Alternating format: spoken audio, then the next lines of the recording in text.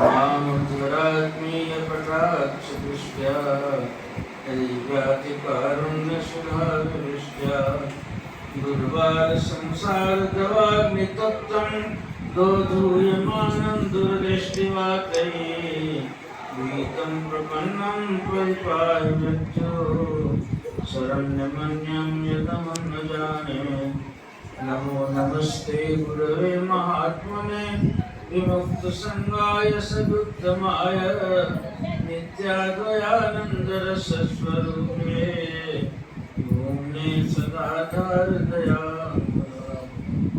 आनंद कंद भगवान की सत्य सनातन धर्म की सद्गुरुदेव भगवान की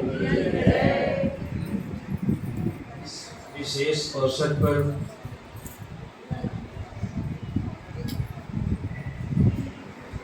जैसा बताया गया अनेक आश्रमों से आत्मनिष्ठ भगवावेश में एक सदुद्देश्य के लिए जीवन समर्पित किए हुए अनेक महापुरुष जिन्हें आप देख रहे हैं वह एक सन्यासी वृंद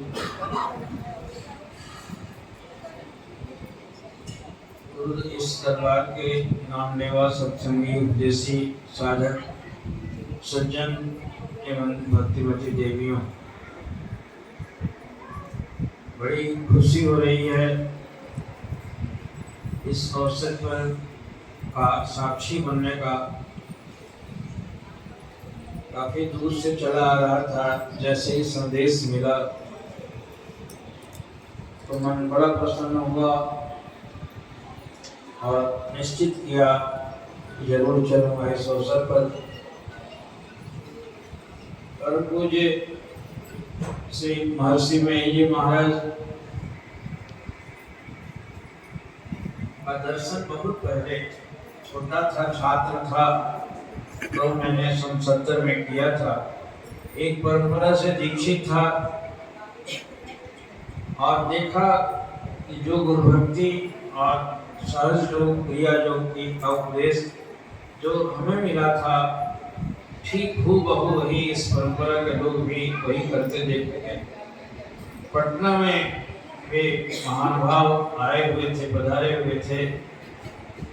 भोर में ध्यान की कक्षा चलती थी, उस समय मैं गया था और उनका दर्शन किया।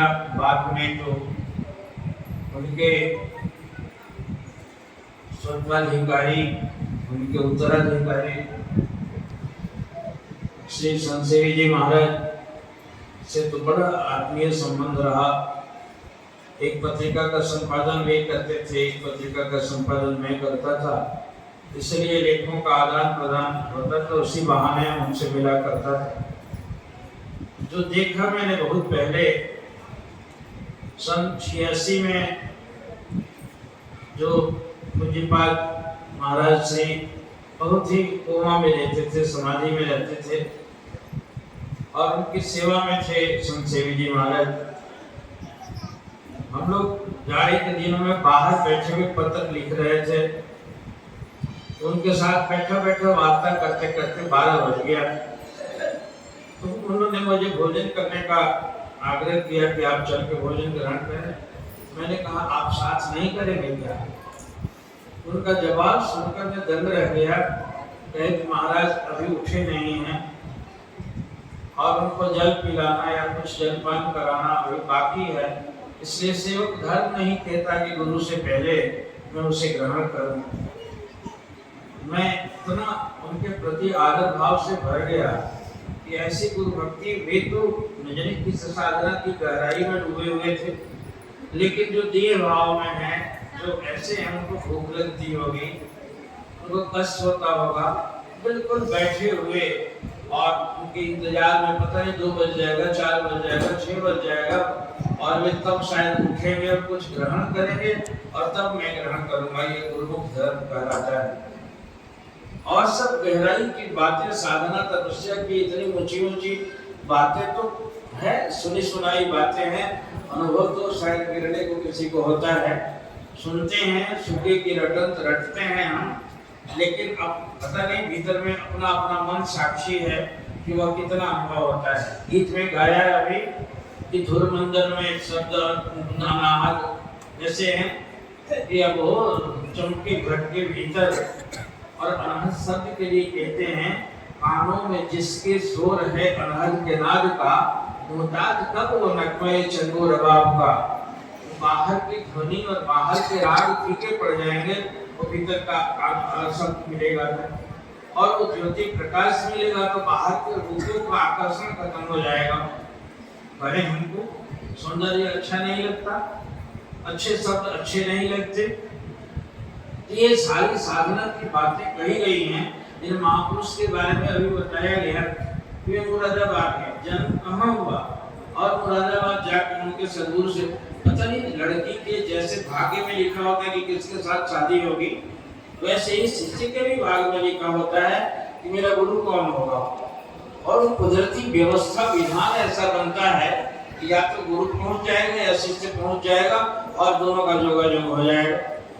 मेरे गुरुदेव अल्मोड़ा में जन्मे, 14 वर्ष की अवस्था में एक मृतक को देखा उन्होंने और वैराग्य हो गया, घर छोड़ के निकले। और कहाँ अल्मोड़ा 14 साल का बच्चा, गाड़ी मोटर नहीं था, जंगलों से भागते भागते गाड़ी खुलने वाली थी उस पर बैठ गए। अब गाड़ी किधर जाएगी इसे पूछने की भी जरूरत नहीं और वो गाड़ी ले गई लाहौर। उनके गुरुदेव का उधर प्रसाद था, उनको मिले और उनको जीवन दे डाला। जन्म कहाँ और गए कहाँ में, ये व्यवस्था सोच कर नहीं की जाती है। और फिर गुरु के मिलने के बाद यदि शिष्य मिल जाए तो कमाल की बात है। गाय का बछड़ा जैसे होता है, वो बछड़ा माँ कितना प्यारा होके पुकारता है उसको और गैया पहना जाती है और उसके मुंह में जीभ से और ओठ से चूसता है तो दूध मिलता है और कदाचित दांत लगा देता है तो लात भी मिलती है, गैया मार पड़ती है। तो दांत हमारा अहंकार है। किसी अहम भाव से यदि गुरु सदगुरु के सामने पेश होंगे तो लात भी लगेगी कुदरत की, उसे ठोकर देनी पड़ेगी। इसलिए जरूरत है श्रद्धा का कि जीव नरम भाव से, श्रद्धा के भक्ति भाव से और उनसे जुड़े, वहां से अमृत झड़ता, अमृत मिलता है। बाबा कबीर साहब की एक कहानी याद आती है कि उनका एक सेवक था तो देखा कि वहाँ भीड़ लगी हुई थी, उनको दीक्षा लेना चाहता था तो भीड़ लगी रहती थी, बराबर उनसे बात करने का मौका न मिले। बाबा कभी शाम को लोटा लेकर शौच के लिए खेत में जाने लगे। सोचा कि अब तो अकेले हैं, अभी देर नाम का मंत्र उनके पीछे लग गया और पीछे लगते लगते चला गया खेत में। और बेचारे शौच पर जब बैठे तो देखे कि अब पीछे से चेले सब इधर रह गए। तो कहा गुरुजी मंत्र लेने के लिए कई दिन से बैठा हुआ हूँ, आप अब अकेले पड़े हो, वहां जाके फिर भीड़ में पड़ जाओगे, बाबा मुझे मंत्र दे दो। तो अब सोच के वक्त बोला भी नहीं जाता तो मुंह पर हाथ दे के कहते दूर दूर दूर दूर दूर दूर कहा उन्होंने। अब कहा उन्होंने दंडवत प्रणाम किया, बस पा गया करके और लौट गया, घर चला गया। और बाबा अपने आगे दूर दूर तो भगा रहे थे कि भागो भागो भागो भागो कर रहे थे और उसने सोचा कि यही मंत्र ले रहे हैं और जाके घर में बैठ के दूर दूर दूर दूर दूर दूर दूर दूर दूर दूर दूर दूर दूर दूर दूर दूर नियम से और आधा घंटा 1 घंटा बैठ के वही दूर दूर दूर सरल था, तार्किक नहीं था, उसको भाषा नहीं आती थी, उसको अंग्रेजी हिंदी और संस्कृत नहीं आता था, बोला वाला था ना। ऐसे ही लोग कामयाब हुए हैं। पूरा इतिहास उठाकर देखिए कि जैसे गुरु शिष्य परंपरा के शिष्य को मुरीद शब्द कहा जाता है मुसलमानी भाषा में। मुरीद का मतलब मुर्दा हो जाना, मुर्दा में तो जान ही नहीं रहा, तो भाषा क्या बोलेगा वो। उन्होंने दूर दूर दूर दूर कहा, जब उसको बिल्कुल सुरती टिक गई उसकी दूर दूर में तो इतना आनंद से भर गया, वाह गुरु वाह गुरु वाह गुरु, जो नानक ने कहा। अब वो आके दौड़ा हुआ आया, बाबा को दंडवत किया कि बाबा कमाल किया आपने, मैं तो धन्य हो गया महाराज, कृतकृत्य हो गया। बाबा कहते क्यों मंत्र आज लोगे? आज मंत्र दिया तो था खेत में बैठ के, मैंने कहा दिया था, आगे दिया तो था दूर दूर दूर दूर दूर दूर दूर दूर कहा था, तो वही तो मैं जप रहा हूँ। आगे पागल में तो भगा रहा था, तुम्हें मंत्र थोड़ा दे रहा था, तो दूर दूर दूर दूर दूर हटो कह रहा था। आगे जाने दीजिए। अब मेरा उसी से काम बन गया, मैं दूर दूर जपता हूँ तो मेरे देह की सुधी खत्म हो जाती है और ऐसा आनंद आता है, ऐसा आनंद आता है। बाबा ने पीठ ठोक दिया कि जा, जिस काम के लिए मिलना था वो मंत्र तो हर शब्द ही मंत्र है, गुरु के मुंह से निकला हुआ हर शब्द मंत्र है, लेकिन जरूरत है दोनों के बीच में संबंध देखो श्रद्धा का। श्रद्धाहीन होके ऐसे दुनिया की पाठशालाओं में जो पढ़ाई होती है उसके विद्यार्थी शायद शिक्षक का अपमान करते हो, उनके साथ नारा लगाते हो, उनके साथ उदंडता लगाते हो, तभी वो फर्स्ट क्लास पा जाते हैं। परंतु उनका जो है वो मस्तिष्क से, गुरु के मस्तिष्क से, ब्रेन से उसके ब्रेन में बात उतरती है और गुरु हृदय की भाषा बोलता है। संत जितने हैं हृदय के धनी होते हैं। हृदय को, हमारा हृदय संकुचित हो गया है, आज तंग हो गया है हमारा हृदय, बिल्कुल संकुचित होकर हम जीते हैं। इसलिए उसी के विस्तार के लिए सारी परंपरा है और संतों का इतना ज्यादा विशाल हृदय होता है, उसी हृदय से हृदय की भाषा बोलते हैं। जो माँ बच्चे को किसी भाषा में तो नहीं बोलती है, लच्छेदार कोई संस्कृत बोल के थोड़ी माँ कहती है, वो तो रे कहती है और वो भी माँ को रे कहता है, लेकिन उसकी भाषा बोली का जो संबंध है वही गुरु और शिष्य का संबंध होता है। इस तरह से श्रद्धा से युक्त यदि होगा तो टेढ़े मेढ़े तिरछे जो भी गुरु बोलेगा उसके श्रुति में बैठ जाएगी और उसी से कमाल हो जाएगा। अभी गुरुदेव का मैं प्रवचन का एडिटिंग कर रहा था, उसमें उन्होंने बोला कि तुम ध्यान ध्यान ध्यान की बात करते हो, ध्यान किया नहीं जाता है, ध्यान हो जाता है, ध्यान होने लगता है। भूमिका तुम्हारी गलत हो गई है, हृदय इतना संकुचित करना मना बैठे हो, इसका विस्तार करो, इसके भीतर के जो विकल्प है उसको हटाओ, निकालो और उसके बाद में प्रकट हो जाएगा उसके ऊपर। गुरु देखो सत्यकाम की कहानी पढ़ते हैं हम कृष्णों में। सत्यकाम गया गुरु के पास में कि दीक्षा दे दो, मंत्र दे दो, उन्होंने गाय दे दिया 10 के 100 को, कहा कि जाओ इसको चरा के लाना, जब 1000 हो जाएंगे तब आना हो। अब इतनी श्रद्धा से गायों को चलाता रहा कि बाबा जल्दी 1000 हो जाए तो गुरु जी से मंत्र मिलेगा। कितनी भूख होगी उसको मंत्र लेने के लिए। बस फायदा तो उस भूख से है, फायदा तो उस श्रद्धा से है, और वो जब तक नहीं होगी तब तक लकड़ी जैसा टक्कर मारते जाए तो प्रकाश कहाँ से होने को होगा। उस पर तो वज्र किवाड़ लगा बैठे हैं। एक उनका है कविता कि खुले वज्र के बढ़िया हो सतगुरु साहेब है। ये वज्र किवाड़ जो है सतगुरु के बिना कौन खोले। नैहर में कछु गुण ना सिखली और ससुरे में बनली फुहरिया हो, बस सतगुरु साहेब ने। इस नैहर में आए थे, यहाँ पे कोई मैं भजन की जुगती की नहीं, मैंने सेवा साधन सत्संग किया नहीं। अब ससुराल में जब जाऊंगा तो जब लड़की कुछ भी सीखी नहीं है तो वहाँ लोग कहेंगे बड़ा फुहरी है ये, इसको कुछ आता ही नहीं है। तो फुहर बनने वाला तो काम कर लिया है उन्होंने। इसलिए यहाँ आए हैं सद्गुरु पति को ग्रहण करके, उनसे अनंत श्रद्धा से पूर्ण भक्ति के साथ में अपने आप के मन को बेच के उसको लगेंगे। जैसे उस बछड़ा जीभ और तालू से ये नरम अंगों से चूसता है तो गाय का दूध मिलता है, और कदाचित दांत बनता है तो लात भी मिलती है। इसलिए गुरुओं के पास में उद्धत होकर नहीं जाना चाहिए, कुछ बन बना के नहीं जाना चाहिए। एक महात्मा के आश्रम में मैं गया था पंजाब में, बहुत बड़े ही विद्वान महात्मा थे और बड़े मित्र थे। तो वहाँ दरवाजे पर क्या लिखा था, कृपया अपना अहम का अहम और जूता यहीं उतार के जाइए। कृपया अपना मैं और जूते यहीं छोड़ जाइए। अब मैं खड़ा होकर देखने लगा, मतलब इतना कमाल की बात है ये।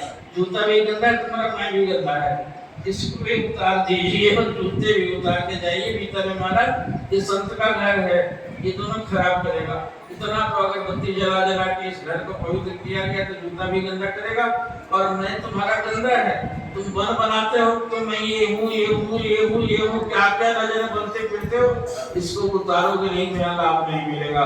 इसलिए मैं और जूते उतार के आवे। आज बहुत सी बातें सुनने की, सीखने की, समझने की है। महापुरुषों के रूप में याद की जाती है, वे करनी के धनी थे ना। देखिए वैसे बचपन में ही निकले और मैंने देखा है उस गुफा को, गुफा के खोद के अंदर बैठ गए पता नहीं सब जगह से, संसार से अपने को विरत करके, डिटैच करके उन्होंने इतनी गहराई में बैठे, इतनी गहराई में बैठे कि पूरा देश देशांतर को रंग दिया। उसी समय मेरे गुरुदेव का प्रचार साउथ बिहार में था और उन्होंने नॉर्थ बिहार के, मैं जब महाराज के जाने के बाद उस क्षेत्र में घूमा, बहुत घूमा, बिहार के ओर छोर से, और हर गांव में संत मत का सत्संग, हर गांव में उनके उपदेशी और प्रार्थना मुझे बड़ी अच्छी लगती थी। कह के गवाता था मैं सब संतन की बड़ी बलिहारी, और भी कई प्रार्थनाएं हैं उनकी, और इतना आनंद आता है उस प्रार्थना से। तो मैं बड़े बड़े सत्संग जो मंदिर है वहाँ उस क्षेत्र में मैं खूब घूमा। इनके प्रति बड़ी श्रद्धा और भक्ति है लोगों में। और उन दिनों में आज हमारे साधुओं के पास में तो चमचमाती हुई गाड़ी लेके चल रहे हैं, हमारे कमरों में तो एयर कंडीशन लगा हुआ है, इसलिए कमाई भी उतनी नहीं होगी जितनी उनकी होगी। हम बात कितना बना रहे हैं, सच्चाई यही है। हम गहरा जाएंगे कैसे, बाहर फंसे हुए हैं तो है। ऐसे जगत लोक में, इस प्रपंच में यदि मन रहेगा तो भीतर तो घुसेगा ही नहीं। यहाँ अटके पड़े बैठे हैं ये, और वे महापुरुष भीतर से सब कुछ छोड़ के वे भीतर चले गए। डंडा एक होता था पलाश का, और खड़ाऊ या चटकी होती थी, एक आंख में मामूली सा झोला। उधर के लोग बताते हैं कि रात में विराट में घूमते थे गाँव, और पैदल, कोई गाड़ी नहीं, कोई मोटर नहीं, और जहाँ जाके पूरे बिहार को रंग डाला एकदम सारा, और गांव गए। बाद के संतों ने तो बहुत प्रचार किया। अब तो देखता हूँ मैं इसकी शाखाएं बहुत सारे देश में फैली हुई हैं, नेपाल इत्यादि जगहों में। बाद के लोगों ने किया, सुविधा भोगी हम लोग है ना, तो सुविधा आया, फ्लाइट से उड़ के दिल्ली चले जाएंगे। लेकिन उन महापुरुषों के पास कुछ नहीं था, अंदर की उड़ान थी ऊंची, हमें उतनी उड़ान नहीं होगी। बस उनसे उड़ान के लिए प्रार्थना करें, वंदना करें कि प्रभु अपने जैसा बोलने का शऊर दो, और भीतर जो मन जगह जगह पर फंसता है, अटकता है, इस अटकन को खत्म कर दो। आप ही काट के, हमसे काटे नहीं कटेगा, तो इस उड़ान में हमारी प्रगति हो। आज के इस पावन दिन पर, आपके पावन जन्मोत्सव पर आपके चरणों में बहुत बहुत प्रार्थना है, विनती है। अभी हमारे महापुरुष